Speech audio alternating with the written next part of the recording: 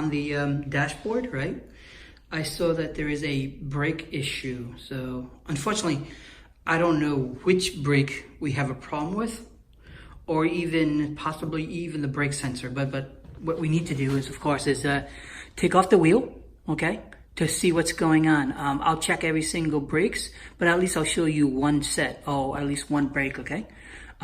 So first things first is to get out the wheel. The best time to do it, of course, is to do it while it's on the ground. So I will get it loosened up first, and then I'll jack it up and I'll take out the rest. Okay, so I've got the wheel out, right? So now what's next is I need to get this out, and there should be another one down there. There's a cap that goes with it, right? So I opened it up, and then of course you need this kind of, because I don't know if I can film inside, but it's not like, you see what I mean? There's an actual hole to hold this in. So what I'm gonna do is I'm gonna loosen this up, these two up, which will then allow me to get to this, okay? But after I loosen that up, I'm gonna take this out as well. Okay, later on, I'll have to put it back in, of course, so that way the pads don't rattle while we're driving, okay? So as you can see, I pried it out, and all I had to do was put a screwdriver underneath and on top until I get it out. What I should recommend is that you unplug the sensor first, that way, because the sensor connects right into where the pads are. So if you take a look, for mine, these pads are still in great shape. So I don't think it's the pad that's the problem here.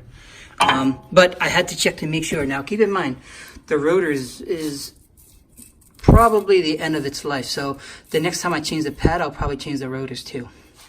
That just means that this brake isn't a problem. So I'll check up on all the other brakes.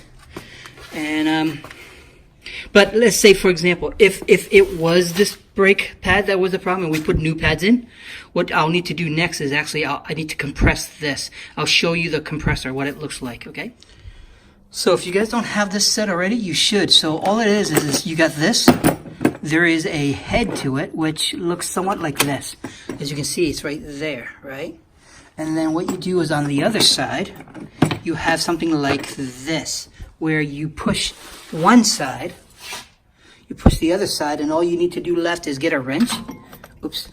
All you need to do is get a wrench, and it just pushes the piston in, which will allow you for the new brake, okay? So I'm just gonna press that back out, put it back on, lock back up the two bolts, and then of course press the brake a few times, and it'll compress itself back in, and we'll be good shape, all right?